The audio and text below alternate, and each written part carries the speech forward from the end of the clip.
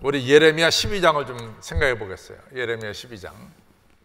우리가 이제 성경에 보면은 악한 자가 당장에 심판받지 않고 한동안 악한 자가 번성하는 것을 우리가 성경에서 보게 돼요.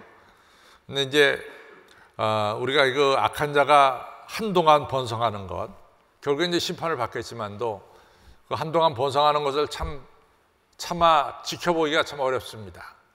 예를 들자면은 여러분들 열왕기상 21장쯤 가서 보면은 뭐가 나오냐면 그 유명한 오므리의 아들 아합과 그 다음에 시돈 왕의 딸 이세벨이 나오죠. 그래서 아합과 이세벨이 여러분들 아시다시피 이스라엘이 이 남북이 길고 동서가 짧죠. 그래서 여러분들 이제 기본적으로 북이스라엘 쪽이 옥토고 남유다 쪽이 광야입니다. 그래서 우리가 광야를 가리켜서 우리가 네게브라고 그러잖아요. 네게브. 이 네게브랑 광야는 남쪽에 있어요. 예루살렘 남쪽에. 그러나 예루살렘을 기점으로 해서 그 북쪽은 상당히 이 옥토입니다. 그래서 여러분들 아시다시피 이 여호수아가 이 12지파에게 땅을 나눠줄 때 이 여호수아가 에브라임 지파거든요. 이 에브라임 지파한테 가장 좋은 땅을 줬어요. 그 땅이 바로 우리가 말하는 이즈르엘 평원입니다. 그래서 제가 여러 번 강조하지만은 우리가 이제 이스라엘하고 이즈레엘하고 이게 조금 헷갈릴 수가 있어요. 헷갈릴 수가 있습니다. 이스라엘 하면은 나라를 가리키고 이즈르엘 하면은 이게 평원이에요. 평야인데 이 영어로는 확실하게 구분되거든요. 영어로는 이스라엘 하게 되고 이즈르엘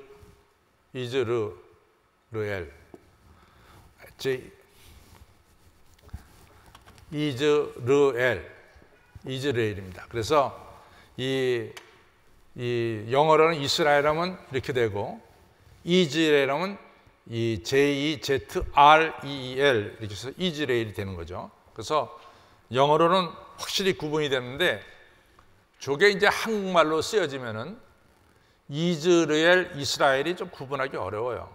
그래서 이제 그 구약 교수들이 이즈레일 평원이라고 써놓으면은 이 출판사에서 아이고 오늘 우리 교수님이 약간 정신이 오락가락했나 보다. 그래서 자기가 이스라엘로 고쳐놔버려요. 그러한 경우가 허다하게 많습니다. 근데 이즈레일이라고 하는 유명한 평원이 있어요. 그래서 이즈레일은 기름진 옥토예요. 옥토. 그래서 이제 성지순례 가면은 제가 이즈레일 평원을 잘 보여줄 텐데 우리가 이제 다볼산이라고 하는 마태복음 17장에 나오는 그 변화산 있죠. 예수님께서 베드로, 요한, 야고보를 데리고 변화산에 올라가서 이제 예수님께서 변형된 것이 나타나잖아요. 거기에 이제 그 산이 바로 이 다볼산인데 다볼산에서 올라가서 이렇게 내려다 보면은 이즈레일 평원이 정말로 잘 펼쳐져 있어요. 그래서 여기가 정말 우리나라 뭐 김제평야라든가 호남평야 같이 굉장히 이게 기름진 땅이구나 하는 걸 갖다가 단번에 느낄 수가 있습니다. 그 이즈레일 평원에는 정말로 그 숲이 우거졌고 또 북쪽으로 가면은 물도 흐르고 그래요. 그래서 참 이즈레일 평원은 너무 좋은데 그 이즈레일 평원에 뭐가 있냐면은 아합왕과 이세벨이 별장이 있습니다. 왕의 별장이 이즈레일 평원에 있어요. 수도는 사마리아하고 사마리아에서 이즈레일 그 중심지까지는 좀 떨어졌습니다. 그래서 행정도시는 사마리아고 또 아합과 이세벨이 별장이 어디 있었냐면 이즈레일 평원에 있었는데 이렇게 앞에 보니까 아주 그럴듯한 포도원이 있는 거예요. 근데 그 포도원까지 아합이 다 가지면은 너무나 이 앞이 잘 보이고 너무 좋을 것 같아요. 그래서 이제 포도원 주인을 알아보니까 나봇이라는 사람이 포도원 주인이에요. 그래서 아합이 나봇을 부르다 말합니다. 야, 내가 다른 곳에 더 넓은 땅에 포도원을 줄 테니까 대토하자, 바꾸자. 만약에 그게 마음에 안 들면은 내가 네 땅값을 넉넉하게 쳐줄 테니까 나한테 팔아라, 이랬단 말이죠. 근데 이제 아시다시피 우리 하나님께서는 이 세월이 흐르면은 항상 8대2로 갑니다. 8대2로 가죠. 이 모든 재산을 똑같이 나눠줘도 이제 2대8로 가서 모든 재산이 2로 쏠리죠. 8은 가난해지고.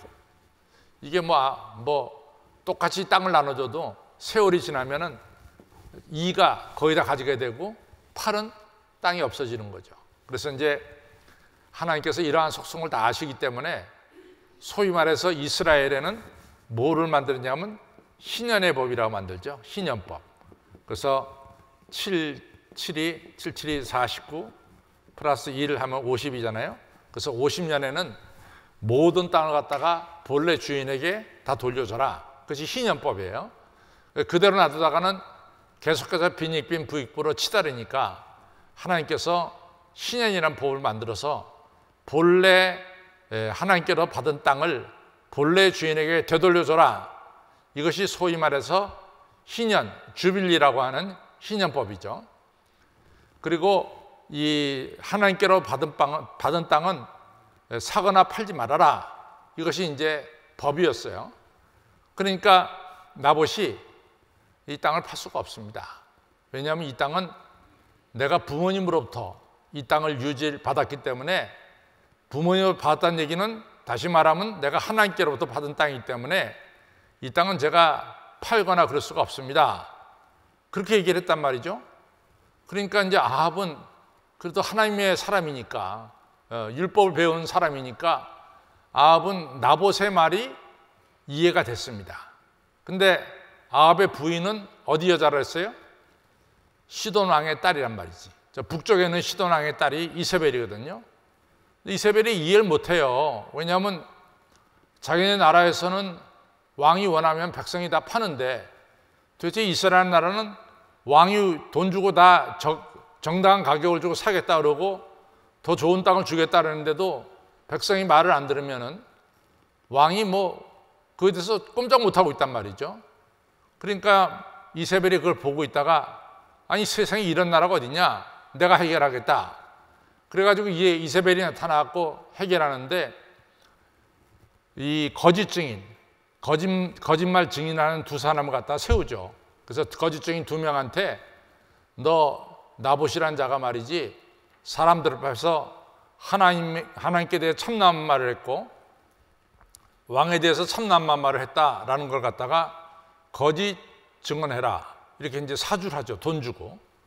근데 이스라엘 법에 두 사람이 똑같은 얘기를 하게 되면 그것이 증언으로 채택이 돼요. 그래서 이제 2명을 돈 주고 사가지고 이스라엘 시장가에서 사람들 많이 있는 곳에서 이 거짓 증인 2명이 똑같은 말을 했어요. 나봇이란 자가 하나님께 대해서 참나한 말을 했고 또 왕에 대해서 아주 잘못된 말을 했습니다. 두 사람 얘기를 들어보니까 다 똑같아. 그러니까 어떡합니까? 그런 사람은 율법에 의해서 돌에 쳐 죽이게 했어요. 그래서 나봇이 돌에 맞아 죽습니다. 그리고 이같이 참나한 말을 한 자의 재산은,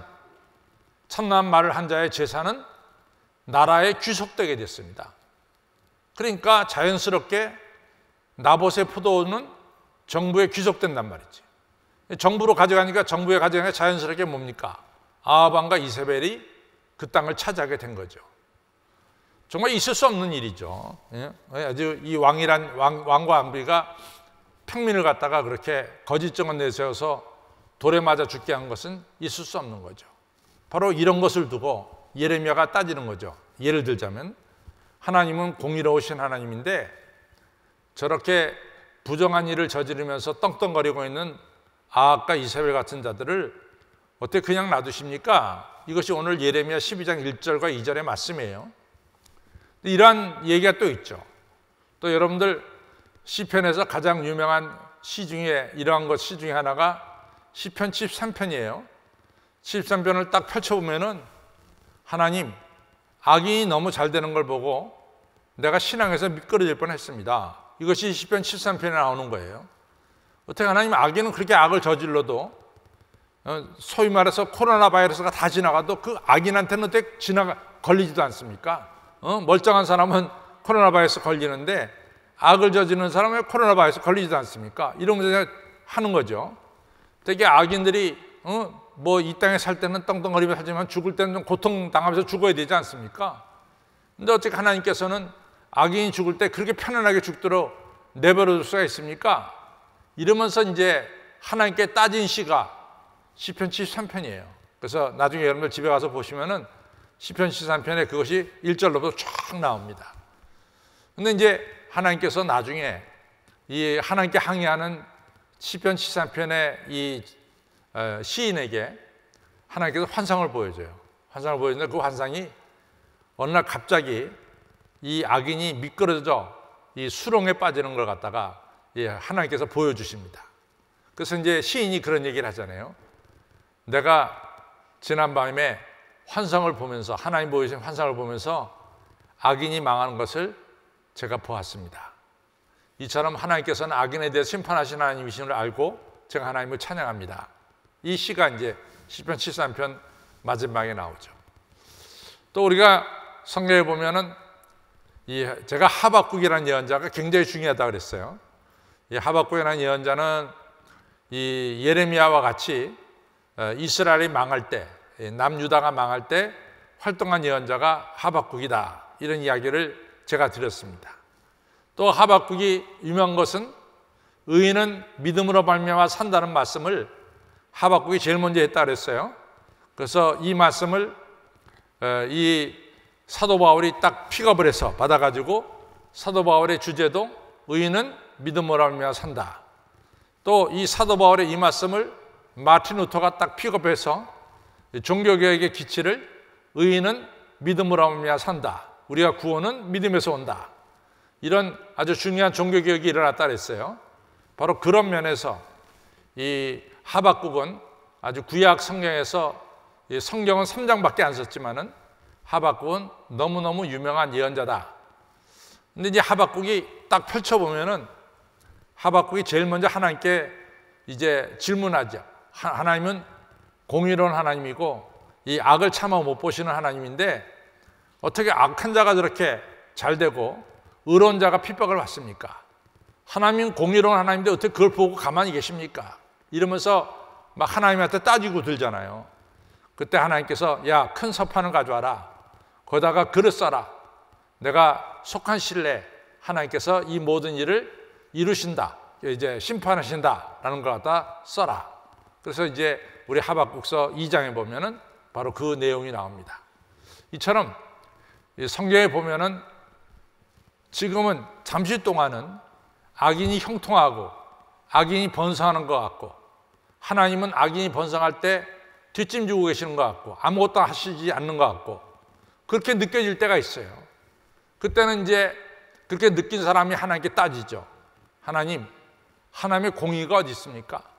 하나님이 정의로운 분인데 하나님의 정의가 어디 있습니까? 어떻게 악한 자가 그렇게 잘 되고 있습니까? 막 이러면서 이제 따지는 것이 성경에 나오는 거죠. 그 중에 하나가 오늘 예레미야 12장, 이것이 바로 이 예레미야가 하나님께 따지는 거예요. 그래서 이제 우리가 그렇게 보겠습니다. 그래서 12장 갑니다. 예레미야가 하나님께 따지는 거예요. 자, 12장으로 가겠습니다. 예레미야 12장 1절. 여호와여 내가 주와 쟁변. 여기 쟁변이라는 말이 나오는데 이 쟁변이라는 말은 구약 성경에 너무 많이 나오는 게 쟁변이에요. 쟁변인데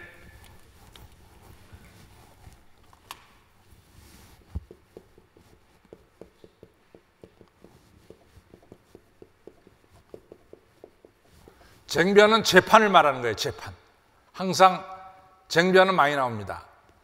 여기서 나오지만은 이제 우리가 예언서를 보면은 하나님께서 이제 하나님께서 심판하시는데 재판관이 돼서 재판하시는 걸 갖다가 이제 쟁변이라 그래요. 그래서 여기서 12장 1절에 여호와여 내가 주와 쟁변할 때 주님께서 재판할 때 주는 의로우신 재판장 아닙니까? 주는 의로우시니이다. 그러나 내가 주께 질문 하나 하겠습니다. 내가 주께 질문을 하나 하겠습니다. 그것은 바로 악한 자의 길이 형통하며 패역한 자가 다 안락함은 도대체 무슨 연고입니까? 의로우신 하나님, 지금 패역한 자가 다 잘 되고 있고 악한 자가 평탄하고 있어요. 근데 의로우신 하나님 뭐 하고 계세요? 이렇게 이제 따지는 거죠. 그것이 1절입니다. 제가 보니까요, 악한 자가 잘 되는 거는 다 하나님 때문입니다. 하나님이 어떻게 하냐면 주께서 그들을 땅에 깊이 심기시고 그들의 뿌리가 박히도록 하나님께서 도와주시고 장성하여 열매를 맺도록 하나님께서 그들을 축복하시고 있기 때문에 그들이 악한 자가 잘 되고 있는 게 아닙니까? 이러면서 따지는 거죠. 근데 하나님 잘 보세요. 내가 보면은 그들의 입으로는 주께 가까우나 주님을 막 찬양하고 있지만도 그들의 마음은 사실 하나님하고 멀리 떨어져 있어요. 이 앞뒤가 다른 사람들입니다. 배신자들입니다. 이러면서 이제 예레미야가 하나님께 훈수 아닌 훈수를 두는 거죠. 하는 것도 모르세요. 저 사람들은 입으로는 뭐 여호와 찬양하지만은 실제로 마음은 그렇지 않아요. 이러면서 이제 얘기하죠. 그리고 이제 3절에 하나님 정말 저를 진실하게 보신다면은 제 기도를 하나 좀 들어주세요. 이거예요. 3절에 여호와여 주께서 나를 아시고 나를 보시며 내 마음이 주를 향하여 어떠함을 감찰하실진데, 내 마음이 정말 주님만을 사랑하고 있다는 것을 감찰하실진데, 양을 잡으려고 끌어낸 것 같이 저 악한 자들을, 저 패역한 자들을 끌어내셔서 저 죽일 날을 위하여 그들을 예비하옵소서. 이제 잡아서 꼭 죽여 주십시오. 이렇게 이제 말하는 거죠.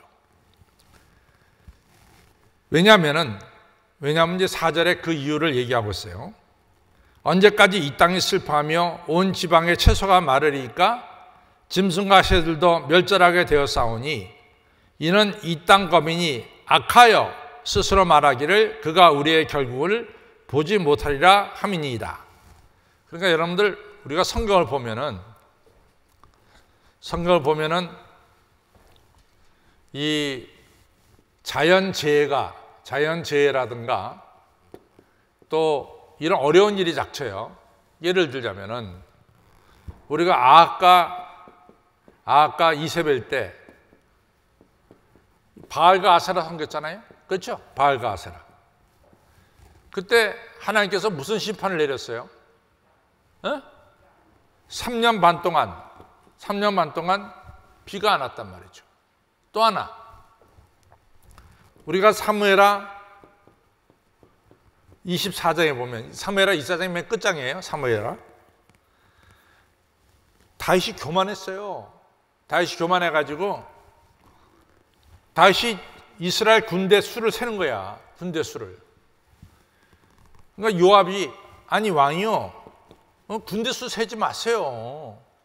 우리가 뭐 전쟁에서 백전백승 거둔 게 우리 군대 수 가지고 전쟁에서 승리 거뒀습니까? 그거 아니지 않습니까? 다 하나님께서 우리에게 때마다 이같이 힘을 주셨기 때문에 우리가 전쟁에 승리했지, 당신의 군대 때문에 이스라엘 승리한 거 아니지 않습니까? 어떠니 다윗이 버럭 화를 내면서 군대 수 세란 말이야 이랬단 말이지. 군대 셌어요. 하나님의 재앙이 임했어요. 너 다윗 네가 교만했구나 말이야. 그래서 이같이 3일 동안 온역이 도는데 첫나라 온역에 몇만 명이 죽습니까? 7만 명이 죽어요. 7만 명이. 첫나라 온역이. 이 온역이 돈 것은 누구 때문이에요? 다윗의 교만 때문에 돌았습니다. 이게 똑같은 거야. 지금 이 땅에 지금 기근이 임하고 살기 어려워진 거는 이 악한 자들이 말이야. 악한 자들 때문에 지금 살기 어려워졌습니다. 그러니까 이 악한 자를 가만 놔둬서 되겠습니까? 하나님 자꾸만 악한 자 번성시키면 되겠습니까? 이런 얘기죠. 4절을 충분히 이해하실 줄 믿습니다. 자, 4절은 그 얘기예요. 4절, 언제까지 이 땅이 슬퍼하며 온 지방의 채소가 마르리까? 짐승과 새들도 멸절하게 되어 싸우니 이는 이 땅 거민이 악하여 스스로 말하기를 하나님이 그가 우리의 결국을 보지 못하리라 합니다. 우리는 망하지 않는다, 이런 얘기입니다. 그때 이제 하나님께서 예레미야에게 하시는 말씀이에요. 5절 6절은 야 예레미야야, 너 조금 지금 불공평하다고, 지금 조금 불공평하다고 너 지금 막 나한테 항의하는데, 지금 불공평한 것은 아주 작은 거야. 아주 작은 시련이야. 작은 시련 앞에서 네가 나한테 지금 이 항의하는데, 앞으로 요단강이 창이라는, 요단강이 넘치는 이런 불공평한 일도 있을 거야. 그때도 네가 견뎌내야지. 조금 불공평하다고 네가 막 이렇게 막 반항해서 항의해서 되겠냐, 이런 얘기죠. 불공평한 건 있는데 조금 불공평하다고 네가 지금 항의해서 되겠냐, 이런 얘기입니다. 5절 6절. 내가 보행자와 함께 달려도 피곤하면은, 네가 이제 조금 지금 보행자와 함께 달려면서 조금 어려움이 있어요. 그때 네가 지금 항의하는데, 나 앞으로 말과 경주하겠냐? 더 큰 어려움이 오면 네가 어떻게 하겠냐 말이야, 이런 얘기죠. 내가 평안한 땅에서 무사려니와, 지금 요단의 창이란 중에서 요단강이 지금 강둑을 넘어 넘치는 이게 창이랄 때, 이 악이 창이랄 때는 너 어떡하겠냐, 이런 얘기죠. 그러면서 이제 6절에 말하기를, 우리가 11장에서 봤듯이 예레미야를 죽이려고 했던 사람들은 다른 사람이 아니라 예레미야 고향인 아나돗 사람이 죽이려고 그랬어요. 그러니까 이제 6절에 내 형제와 아비의 집이라도 너를 속이며 내 뒤에서도 크게 외치나니 그들이 내게 좋은 말을 할지라도 너는 믿지 말지니라. 그러니까 너 아무리 주변에 사람들이 너한테 좋은 말 하더라도 믿지 말고 하나님만을 바라봐라, 이런 얘기죠. 자, 이제 7절로부터는 이제 하나님께서 이스라엘 백성들, 악을 행하는 자들에게 내리는 심판이 나와요. 7절로부터.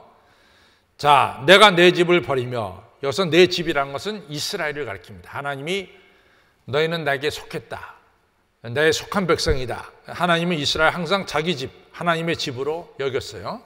그러나 너무 악이 심하니까 하나님이 내 집을 버리며 내 산업을 내어 던져 내 마음에 사랑하는 것들, 그 대적의 손에 붙였다. 그러니까 이스라엘을 이 바벨론에게 붙였다, 이런 얘기죠. 내 산업이 살림 중에 사자같이 되어서 나를 향하여 그 소리를 바라는 거로 내가 그를 미워하였음이로다. 이 얘기는 무슨 뜻이냐면은, 이 하나님의 백성이 하나님께 순종해야 되는데, 하나님 백성이 하나님께 순종해야 되잖아요. 근데 오히려 하나님께서 하나님께 대들어요. 하나님께 대적한단 말이야. 그러니까 하나님 너무 섭섭한 거야. 내가 너를 그토록 사랑하고 너를 그토록 축복하고 너를 그토록 인도했는데 오히려 나한테 대들어. 네가 있을 수 있냐, 이거야. 대드는 게. 그 얘기죠. 이스라엘 백성이 하나님께 대드는 거예요. 자, 그래서 이제 내가 내 집을, 7절에 내가 내 집을 버리며 내 산업을 내어 던져 내 마음에 사랑하는 것을 그 대적의 손에 붙였노니, 내 산업이, 이스라엘 백성이 살림 중에 숨어있는 사자같이 되어서 나를 공격하려고 나를 향하여 그 소리를 바라는 거로 내가 그를 미워하였습니다. 내 백성이 나를 갖다가 사자처럼 나를 잡아먹으려고 덤비니 내가 그를 미워하였도다. 9절에 내 산업이 내게 대하여는 문이 있는 매가 아니냐. 그러니까 여기서 이 아까는 살림에 있는 사자라고 표현하고 지금은 문이 있는 매. 이게 이제 재밌는 얘기인데, 문이 있는 매는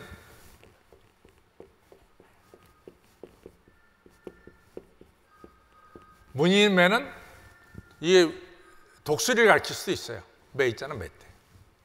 근데 어느 성경에 보면 어느 그 사설면 이 하이에나를 가르칠 수도 있어요.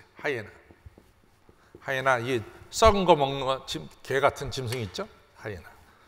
예, 하이에나를 가르칠 수도 있어요. 바로 너 문이 있는 매처럼, 이 하이에나처럼 썩은 것을 먹으려고 들지 않냐, 너희가. 그런 얘기죠. 그래서 내 산업이 내게 대하여는 문이 있는 매가 아니냐.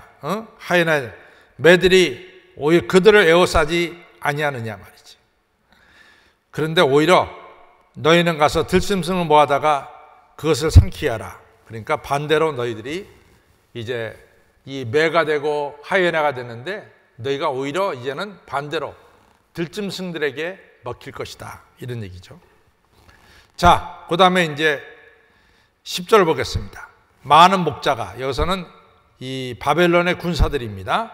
많은 목자가 내 포도원을 이스라엘을 회파하며 내 분깃을 유린하여 나의 낙토 이스라엘 땅을 황무지로 만들었도다. 11절 바벨론 사람들이 이를 황무케 하였으므로 그 황무한 자가 나를 향하여 슬퍼하는다. 이스라엘 사람들이 슬퍼하는 거죠. 우리 땅이 이같이 다 황무하게 됐습니다. 이렇게 슬퍼하는 거죠. 그러나 이스라엘 땅이 황무하게 됐다라고 누가 슬퍼하는 자는 없어. 주변에 어떤 사람도 하나님의 백성이 망했다라고 아이고 좀 안 됐네 이렇게 생각하는 사람이 없다는 거죠. 그래서 11절에 그들이 이를 황무케 하였으므로 바벨론 사람들이 이스라엘 땅을 황무케 하였으므로 그 황무지가 이스라엘이 하나님께 향해서 막 슬퍼 하나님이여 도와달라고 외치고 있어요. 그런데 온 땅이 이스라엘 땅이 이렇게 황무하게 된 것에 대해서 그것에서 조금 더 아이고 안 됐네 참 안 됐다 그렇게 말하는 사람이 이를 개의하는 자가 없다는 거예요. 그러니까 누구도 너희들 망하는 것에 대해서 마음 안타깝게 생각하는 사람은 없다 이거죠. 자, 12절에 이 회멸하는 자들이, 다시 말해서 바벨론 사람들이 광야 모든 자산 위에, 제가 자산은 우리가 산이 보면 약간 높은 산이 있잖아요. 이게 평지에다가 조금 높은 산이 있고 조금 높은 산이 있고 그런 높은 산을 갖다 자산이라 그랬어요. 회멸하는 자들이 광야 모든 조그만 높은 산 위에 이르렀고, 그 다음에 이 바벨론 사람들만 이 하나님 백성을 심판한 것이 아니라 여호와의 칼이 땅이 이 끝에서부터 저까지 삼키니 무릇 혈육인 자가 평안치 못하리라. 지금 이스라엘이 심판받는 것은 바벨론 사람들에 의해서 심판받지만 하나님께서 이 심판을 주관하고 계시다. 하나님의 칼이 주관하고 계시다 라는 얘기죠. 13절 따라서 무리가 너희들이 밀을 심어도 가시를 거두며 수고하여도 소득이 없은즉 그 소산을 인하여 스스로 수치를 당하리니 이는 여호와의 분노를 인함이라. 너희가 아무리 농사를 져도 열매 없어. 왜냐? 하나님이 너희를 지금 심판하고 있다 그 말입니다. 이제 14절부터 17절은 조금 시대가 바뀌어요. 시대가 바뀌어요. 그건 뭐냐면은 하나님이 이같이 이스라엘 심판하시면 절대로 버리지 않는다는 거야. 절대로 버리지 않는다는 거야. 다시 이스라엘을 회복시킨다는 말씀이 여기 나옵니다. 14절 내가 내 백성 이스라엘에게 산업으로 준 산업을 다치는 나의 모든 악한 이웃에게 대하여 나 여호와가 이같이 말하노라. 이 얘기는 이제 나중에 아시다시피 이 바벨론이라는 나라가 얼마 못 가서 이 페르시아에게 망합니다. 그리고 페르시아가 이제 이 바벨론 나라가 세지기 시작한 게 사실은 조그만 도시국가였거든요. 바벨론이. 근데 우리가 한 대로 12년에 이 바벨론이라는 나라가 아수르를 쳐요. 니누에 있는 아수르를. 근데 정말 남들이 생각하기 이상할 정도로 아시리아가 612년에 바벨론한테 망해요. 그래서 바벨론 세상이 돼버렸어요. 바벨론 애국까지도 이기잖아요. 근데 이 바벨론이요 100년을 못 가요. 100년을. 주전 539년에 바벨론이 페르시아한테 망한단 말이죠. 그러니까 바벨론이 그렇게 왕성할 것 같았는데 이 100년이 못 가서 바벨론의 느부갓네살이 나라가 망하고 말아요. 누구한테? 페르시아한테. 페르시아 누구? 고레스 왕이 이같이 바벨론을 무찌르죠. 우리가 이 역사를 알면은 어느 성경 말씀을 우리가 이해할 수가 있죠. 내가 내 백성 이스라엘에게 산업으로 준 이 이스라엘 땅 산업을 다치는 나의 모든 악한 이웃에게 대하여 나 여호와가 이같이 말하라. 보라, 내가 그들을 그 땅에서 뽑아버리겠다. 내가 그 땅을 그 땅에서 뽑아버리겠다. 오히려 바벨론을 망하게 만들겠다 이거죠. 그 다음에 유다 집은 그들 중에서 뽑아내리라. 다시 말해서 바벨론 포로로 끌려간 유다는 바벨론 땅에서 내가 끌어내겠다. 그래서 15절에 내가 이스라엘 백성을 뽑아낸 후에 내가 돌이켜 그들을 국리로 여겨서 각 사람을 그 산업으로 각 사람을 그 땅으로 다시 인도하겠다. 다시 말해서 바벨론 포로로 끌려간 이스라엘 백성들이 이스라엘에 다시 되돌아오도록 하겠다. 그러니까 하나님께서 이스라엘은 버리신 게 아니죠. 끝까지 포기하지 않고 이같이 이스라엘로 되돌아오도록 역사하시는 것을 볼 수 있습니다. 그런데 이제 16절 17절은 아주 또 중요한 얘기예요. 16절에 다시 이어서 그들은 바벨론 사람들입니다. 그들이 내 백성의 도를 부지런히 배우며, 다시 말해서 바벨론 사람들이 율법을 부지런히 배우며 사는 여호와 내 이름으로, 이제 하나님을 이름으로 맹세하기를 자기들이 내 백성을 가리켜 바알로 맹세하게 한 것 같이 하면은 그들을 내 백성 중에 세음을 입으려니와. 여기서 이제 이스라엘 백성들을 바벨론으로 끌고 갔어요. 바벨론으로 끌고 가서 우리가 잘 안 대로 바벨론의 신들 앞에 이같이 절하게 만들었죠. 그렇죠? 바벨론의 신들 앞에 절하게 만들었어요. 근데 그 신들 앞에 절하지 않는 이야기가 누구의 이야기였냐면 다니엘과 세 친구죠. 사드락과 메삭과 아벳느고죠. 다니엘과 세 친구는 바벨론 신 앞에 절하지 않았어요. 그렇죠? 그러나 10명이 끌려갔다면 절하지 않는 사람은 2명이고 8명은 절했겠죠. 그렇죠? 그러면 이 8명이 우상 앞에 절할 때 우상의 이름을 걸고 절을 했을 거란 말이에요. 그렇죠? 너희들이 바알 앞에 이름을 걸고 바알에게 충성하겠습니다 라고 강제로 선언을 시켰지. 그렇게 하라고. 안 하면 죽인다 그러니까. 그러니까 그렇게 했단 말이에요. 그런 식으로 너희들이 내 백성에게 바알의 이름으로 바알에게 충성하도록 강요한 것 같이 이제는 바뀌어서 너희들이 내 이름으로 하나님만을 섬기겠다고 맹세하면은 내가 너희들을 살려주겠다. 이 얘기예요. 이해가 되세요? 이해가 되세요? 네. 그 얘기입니다. 그래서 여기 보면은 16절 그들이 내 백성의 도가 뭐예요? 율법이죠. 율법. 하나님이죠. 하나님 이스라엘 백성의 도를 부지런히 배우며 사는 여호와의 이름으로 맹세하기를 자기들이 내 백성 이스라엘 백성을 가리켜서 바알로 맹세하게 한 것 같이 하나님의 이름으로 자기들이 앞으로 하나님의 말씀대로 살겠다고 맹세하면은 내가 내 백성 중에서 너희들을 살게 해주겠다. 그러나 17절 그러나 그들이 그리하지 아니하면 바벨론 사람들이 그렇게 하나님께로 돌아서지 않으면은 내가 반드시 그 나라를 뽑아 멸하리라 여호와의 말이니라. 이렇게 된 거죠. 그래서 우리가 이제 예레미야 12장을 이렇게 끝내면서 보면은 하나님의 공의로운 역사는 틀림없이 이루어지고 있습니다. 우리가 정한 시간 내에 이루어지지 않는다 뿐이지, 우리가 생각하는 그 시간 안에 이루어지지 않는다 뿐이지, 예레미야 12장 전체를 보면 틀림없이 하나님의 심판이 이루어집니까? 안 이루어집니까? 하나님의 구원이 이루어집니까? 안 이루어집니까? 이루어져요. 그러니까 살아계신 하나님을 흔들리지 말고 그냥 주변 상황에 따라서 오늘은 웃고 오늘은 울고 그러지 마시고 좀 변함없이 한결같이 하나님을 바라보시고 의지하시기를 바랍니다. 그렇죠? 영원부터 영원까지 계신 하나님께서 틀림없이 하나님의 공의로운 세상을 이끌어 가신다는 것을, 공의롭게 세상을 이끌어 가신다는 것을 꼭 믿으시기를 바랍니다. 자, 결론을 가겠어요.